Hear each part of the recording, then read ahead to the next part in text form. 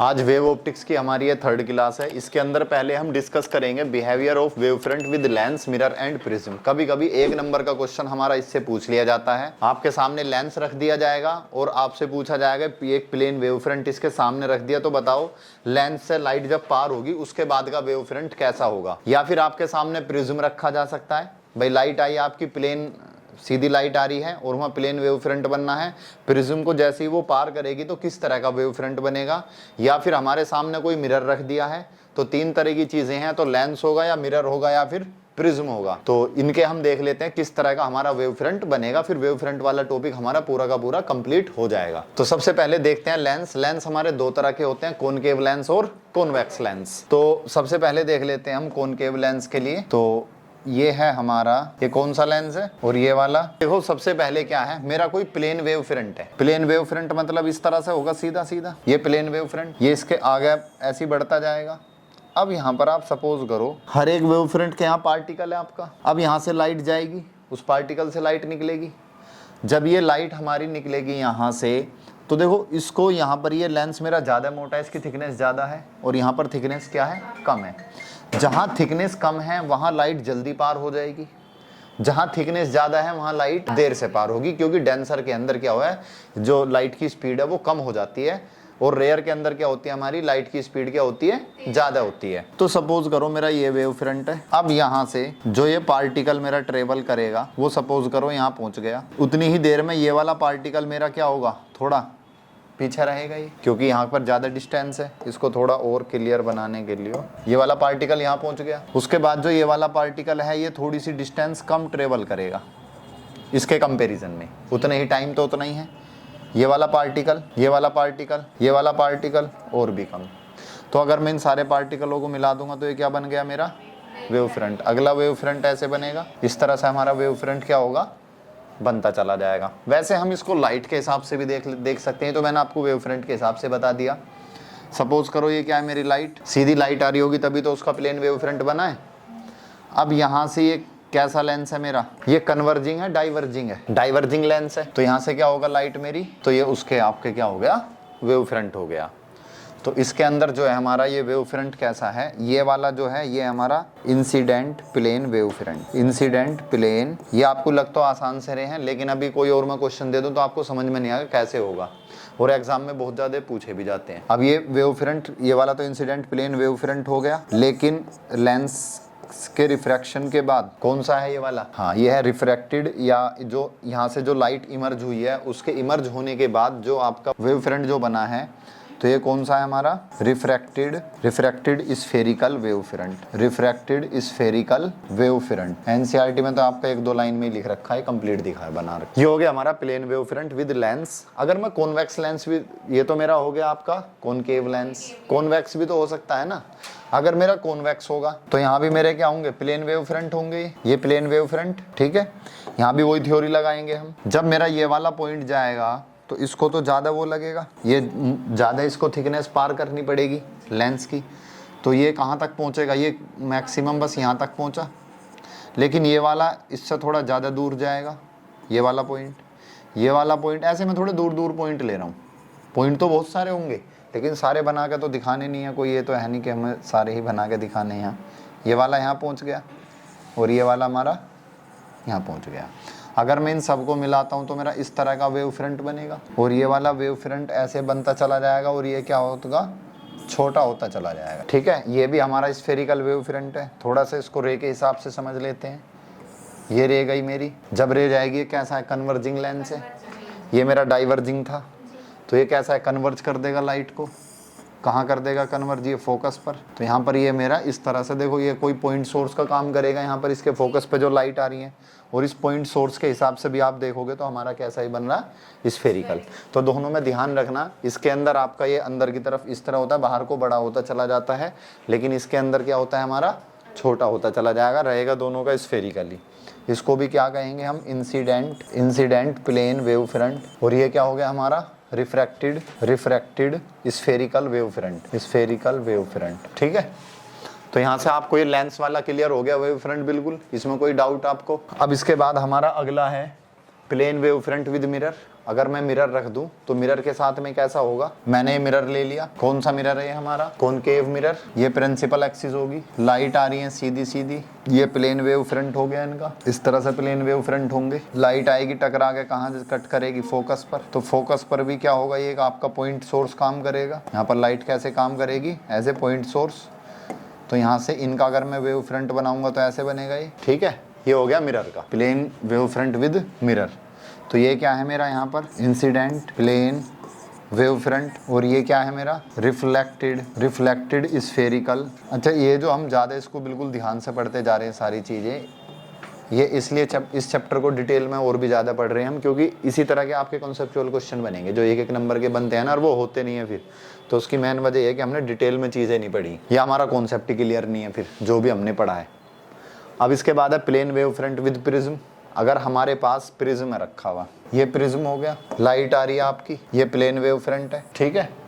देखो इसको दोनों तरीके से समझते हैं। सपोज करो ये जो इसका लाइट का पार्टिकल है, एक ये ले लो और एक ये वाला ले लो। जब ये जाएगा तो इसको बहुत कम पार करना पड़ेगा, इसको यहाँ पर थिकनेस क्या है प्रिज्म की, बहुत कम है, और इस वाले को ज़्यादा है इसकी थिकनेस, तो ये यहाँ पर पहुँचने में फिर उसके बाद मतलब अगर मैं एक टाइम फिक्स टाइम लूँ तो उस टाइम में ये ज़्यादा दूर ट्रेवल करेगा। ये सपोज करो ये पहुँच जाएगा मेरा यहाँ पर, तो ये वाला पार्टिकल पहुँचेगा मेरा यहाँ पर और ये वाला पहुँचेगा मेरा यहाँ पर, ठीक है। तो मैं अगर इसका वेव फ्रंट बना दूँ तो ये क्या हो गया मेरा, ये वेव फ्रंट हो गया। और अगर आप लाइट के हिसाब से भी देखते हो तो लाइट यहाँ से मेरी बैंड हो जाती है, ये आपने पढ़ा होगा।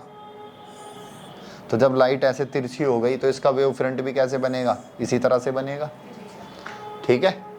तो ये हो गया हमारा प्रिज्म का, इसको कहेंगे incident plane wave front, incident plane, और इसको कहेंगे ये वाला कौन सा है, टिल्टेड वेव फ्रंट। ये वाला वेव फ्रंट जैसे था बस थोड़ा टिल्ट हो गया हमारा, तो इसको कहेंगे टिल्टेड वेव फ्रंट, ठीक है। यहाँ पर हमारा वेव फ्रंट वाला टॉपिक हो चुका है बिल्कुल ये कंप्लीट।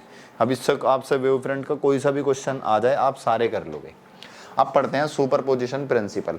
सुपरपोजिशन प्रिंसिपल से पहले क्या बेसिक समझना बहुत जरूरी है। सुपरपोजिशन प्रिंसिपल ये कहता है, देखो लाइट क्या है हमारी, वेव नेचर की है। कैसे नेचर है लाइट का, वेव, और वेव ऑप्टिक्स ही पढ़ रहे हैं हम।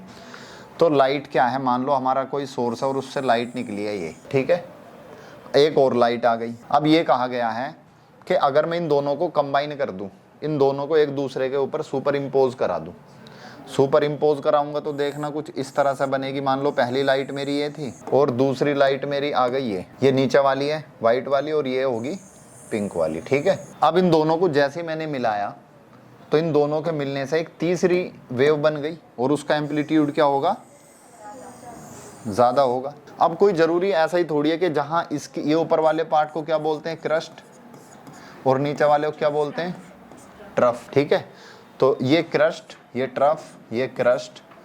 अब यहाँ पर तो क्या, इसका क्रस्ट और इसका क्रस्ट एक साथ मिल रहा है, यहाँ पर इसका क्रस्ट और इसका क्रस्ट क्या एक साथ मिल रहा है, तो एम्पलीट्यूड बढ़ जाएगा। भाई इसको क्या कहते हैं हम, इस वाली हाइट को क्या कहते हैं, एम्पलीट्यूड।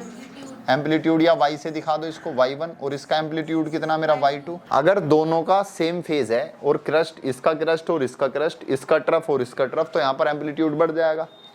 लेकिन ऐसा भी तो हो सकता है कि जैसे मैंने ये वेव बनाई, दूसरी वाली वेव बिल्कुल अपोजिट हो, तो यहाँ पर मान लो इसका एम्पलीट्यूड y1 है और इसका एम्पलीट्यूड क्या है, y2। अब मैं कहूँ रिजल्टेंट एम्पलीट्यूड बताओ तो आप क्या कहोगे, y1 माइनस y2। वैसे ही अगर मैं इसका एम्पलीट्यूड बताऊं, मान लो इसका y1 इसका y2, और दोनों के मिलने से जो ये वाली थर्ड वेव बनी है, भाई इसका मान लो y1 है और इस वाली का मान लो क्या है, y2। जो थर्ड वेव बनी है इसका एम्पलीट्यूड मान लिया हमने y, तो y कितना होगा, y1 प्लस i2। अब यहाँ पर आपने प्लस करा, यहाँ माइनस करा, ऐसा क्यों, क्योंकि यहाँ अपोजिट थे ना, यहाँ अपोजिट थे, यहाँ सेम है। यानी कि हम कभी भी जब रिजल्टेंट निकालेंगे, सुपरपोजिशन यही बताता है कि कभी भी आपके पास दो या दो से ज़्यादा, तीन चार, कितनी भी वेव हो और वो आपस में सुपर इम्पोज कर रही हैं, तो होगा क्या, जो आपका रिजल्टेंट जो होगा, जो इन दोनों के मिलने से जो थर्ड वेव बनेगी, उसका जो रिजल्टेंट होगा वो इन दोनों के एम्पलीट्यूड का अलजेब्रिक सम होगा। यानी कि इन दोनों के मिलाने से जो थर्ड वेव हमारी बनी है, इसका जो एम्पलीट्यूड होगा वो इसका एम्पलीट्यूड के और इस वाली के एम्पलीट्यूड के अलजेब्रिक सम के बराबर होगा। अलजेब्रिक सम का मतलब यह है, अगर अपोजिट डायरेक्शन है तो माइनस लिए जाएंगे, सेम डायरेक्शन है तो प्लस लिए जाएंगे, यानी कि आप मैथमेटिक्स के हिसाब से उनका सम करोगे, या फिर ये भी कह सकते हैं वेक्टर सम भी कह सकते हैं हम इसको। तो इसके अंदर यही लिखा हुआ है, according to this principle when two or more wave superimpose on each other the resultant amplitude. ये तो समझ में आ गई कहानी सी क्या है।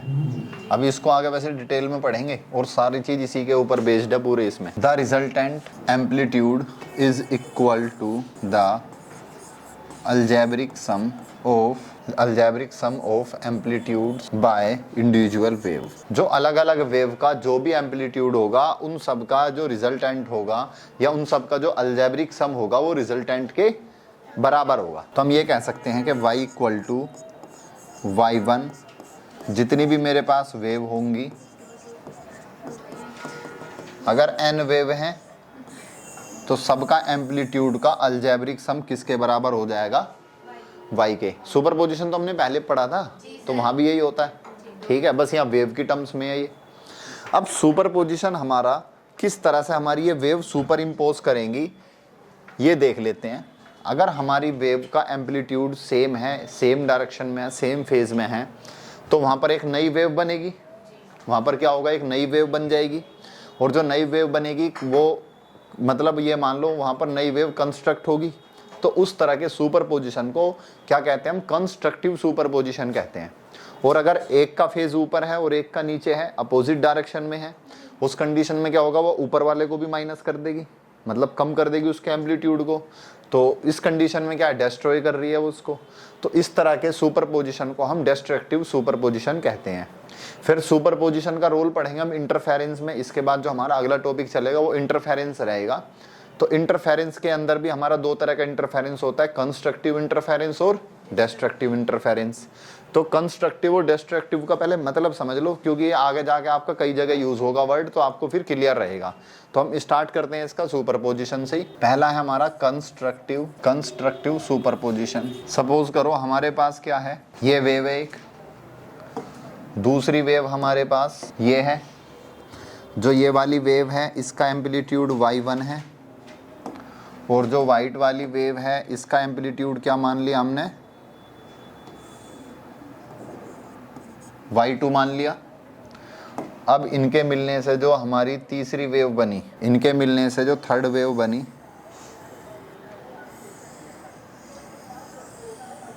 इसका एम्पलीट्यूड बढ़ गया, सेम फेज में थी। तो इस तरह की जो सुपरपोजिशन हो रहा है उसको कहते हैं हम कंस्ट्रक्टिव। क्या कहते हैं इसको, तो इसका जो रिजल्टेंट होगा यहाँ से यहाँ तक, इसका जो एम्पलीट्यूड होगा ये y1 प्लस y2 होगा, ठीक है। तो इस तरह का सुपरपोजिशन क्या है आपका, कंस्ट्रक्टिव। दूसरा देख लेते हैं। अच्छा, ये तो आपको दो तरीके समझा रहे हैं कैसे हैं, लेकिन ये सुपर इम्पोज तो कई तरह से कर सकती है, मैं सारे ही आपको दिखा दूंगा अभी। डिस्ट्रक्टिव, यहाँ पर केवल सुपरपोजिशन में मतलब यहाँ पर ये समझाना है आपको कि कंस्ट्रक्टिव का क्या मतलब है और डिस्ट्रक्टिव का क्या मतलब है। इसके अंदर क्या होगा, हमारा ये वेव है हमारी, इसके बाद दूसरी वेव,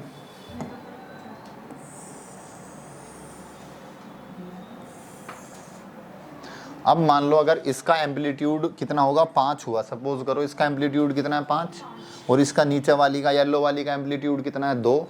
तो उसके बाद जो रिजल्टेंट होगी उसका एम्पलीट्यूड कितना आएगा, 3 आएगा उसका। तो रिजल्टेंट वेव जो होगी हमारी वो लगभग यहाँ पर आएगी कहीं, ठीक है। तो हो गया डिस्ट्रक्टिव। इससे क्या हुआ, अब ये कभी कभी ऐसा भी हो सकता है कि जितना एम्पलीट्यूड ऊपर था उतना ही नीचे हो गया, तो बिल्कुल 0 हो जाएगा। ऐसा भी तो हो सकता है ना। तो उस टाइम पे वहां पर कोई लाइट नहीं होगी और वहां क्या हो जाएगा, डार्क हो जाएगा, बिल्कुल डार्कनेस हो जाएगी, वहां पर क्या हो जाएगा, अंधेरा हो जाएगा, ठीक है। तो इस तरह के सुपरपोजिशन को क्या कहते हैं हम, डिस्ट्रक्टिव सुपरपोजिशन। या तो बहुत लाइट कम होगी, कंस्ट्रक्टिव में बिल्कुल ब्राइट होगा, और ये क्या होगा, डार्क होगा, ठीक है। इसी ब्राइट और डार्क के हमारे फ्रिंजेस भी बनेंगे आगे, इसी के ऊपर बेस्ड है वो। पूरा का पूरा आपको सही से समझ में आ जाएगा क्या होते हैं, वो भी हम समझेंगे। अब क्या है, हमें समझना है कोहेरेंट सोर्स और इनकोहेरेंट सोर्स।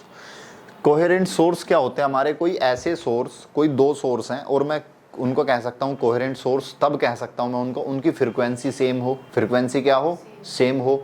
इन दोनों सोर्स से, मान लो एक मेरे पास एक सोर्स ये है और एक ये है, अगर इससे भी लाइट निकल रही है, इससे भी लाइट निकल रही है, दोनों की फ्रीक्वेंसी सेम है तो और साथ में वेवलेंथ भी सेम है, और इसके बाद इनका फेज डिफरेंस भी सेम है। अब फेज डिफरेंस थोड़ा सा आपको समझना पड़ेगा। देखो जैसे ये है हमारे पास, ये वेव गई एक, अब कोई ज़रूरी थोड़ी है कि दूसरी वेव भी यहीं से शुरू होगी। हो सकता है दूसरी वेव आपकी यहाँ से शुरू हो। अब जो इनके बीच में डिफरेंस आ रहा है, पाथ डिफरेंस या फिर फेज डिफरेंस, इसी को कहते हैं हम, इसको हम फाई से डिनोट करते हैं। ठीक है, इन दोनों के बीच में जो फेज डिफरेंस या पाथ डिफरेंस, ये इसको हम फाई से डिनोट करते हैं। तो आपका क्या है, फेज डिफरेंस क्या होना चाहिए? दोनों के अंदर बीच में सेम रहना चाहिए। मान लो जितना फेज डिफरेंस यहाँ है उतना ही यहाँ, उतना ही हर जगह सेम रहना चाहिए। सबसे पहली चीज तो अगर कोहेरेंट सोर्स से लाइट निकल रही है तो, या फिर फेज डिफरेंस जीरो हो। जैसा अगर ये बिल्कुल इसी के ऊपर चलेगी है तो फेज डिफरेंस क्या हो गया आपका? जीरो हो गया। तो इस तरह के कोई भी दो सोर्स जिनकी फ्रीक्वेंसी क्या होगी? सेम होगी, दूसरा उनकी वेवलेंथ सेम होगी, तीसरा उनका फेज डिफरेंस सेम होगा, कांस्टेंट होगा या फिर जीरो होगा, ऐसे सोर्स को हम कोहेरेंट सोर्स कहते हैं। ठीक है, और कभी भी कोई भी हमारे दो इंडिपेंडेंट सोर्स है, मान लो एक लाइट इससे निकल रही है, एक लाइट हमारे इस बल्ब से निकल रही है। जब इस लाइट इस बल्ब से निकल रही है तो कभी भी इससे निकलने वाली रोशनी ट्यूब लाइट से और बल्ब से निकलने वाली रोशनी कभी भी कोहेरेंट नहीं हो सकते, वो कभी भी कोहेरेंट नहीं हो सकते। ऐसा इसलिए नहीं हो सकता क्योंकि इनका कभी भी फेज डिफरेंस जो है ना, वो कांस्टेंट नहीं रहने का, ना जीरो रहने का, कभी कम होगा कभी ज्यादा होगा। तो ये आपसे पूछा जाता है कई बार कि दो इंडिपेंडेंट सोर्स हैं, क्या वो कोहेरेंट हैं? तो आपको बताना है दो इंडिपेंडेंट सोर्स कभी भी कोहेरेंट नहीं हो सकते। क्यों नहीं हो सकते? क्योंकि उनका फेज डिफरेंस आपका कांस्टेंट नहीं रहेगा। कई बार अभी उसके बाद हमारे इनकोहेरेंट सोर्स क्या होते हैं? तो इनकोहेरेंट्स कोई भी दो सोर्स ऐसे होंगे जिनका कांस्टेंट फेज डिफरेंस नहीं रहेगा, उनका फेज डिफरेंस कांस्टेंट नहीं होगा, तो इनको क्या कहेंगे? इनकोहेरेंट सोर्स कहते हैं। हाँ, फ्रीक्वेंसी वेवलेंथ तो वैसे भी सेम रहती हैं। अगर किसी की फ्रीक्वेंसी मान लो इतनी और वेवलेंथ है तो उसकी फ्रीक्वेंसी वेवलेंथ दूसरे की भी ऑटोमेटिकली सेम हो जाएगी, क्योंकि फ्रीक्वेंसी और वेवलेंथ तो एक दूसरे के इनवर्सली प्रोपोर्शनल नहीं होते। इसके बाद ये क्वेश्चन पूछा गया, state two conditions for two light sources to be coherent.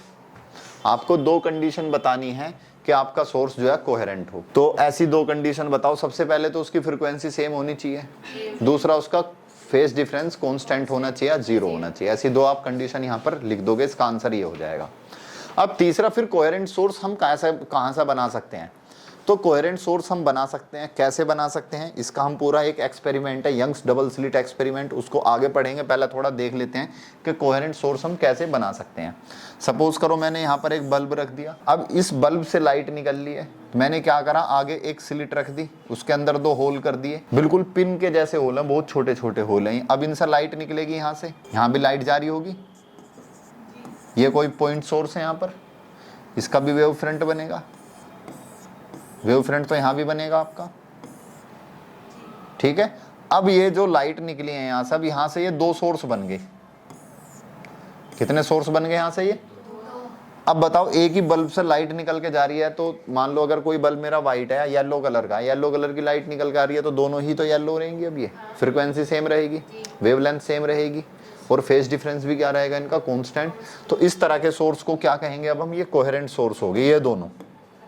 ये दोनों होंगे कोहेरेंट सोर्स, क्योंकि एक ही लाइट से निकल के आ रहे हैं और बस बीच में आपने कुछ लगा दी यहाँ पर और उसके बीच में होल कर दिया। तो जब होल कर दिया, वहाँ से जो लाइट निकल के आ रही है आपके पास, तो 200, एक इससे आ रही है, एक इससे आ रही है। तो इस तरह के सोर्स को हम कोहेरेंट सोर्स कहेंगे फिर। ठीक है, बाकी हम आगे इसको डिटेल में पढ़ेंगे इनको सही से। तो इसका आंसर क्या हो जाएगा बताओ? तो दो कंडीशंस क्या होनी चाहिए हमारी? सेम फ्रीक्वेंसी और दूसरा कांस्टेंट और जीरो फेज डिफरेंस, कांस्टेंट और जीरो फेज डिफरेंस। ठीक है, ये आंसर हो गया 2022 में क्वेश्चन आपका पूछा गया है। अब कोई डाउट इसमें आपका समझ में आ गया?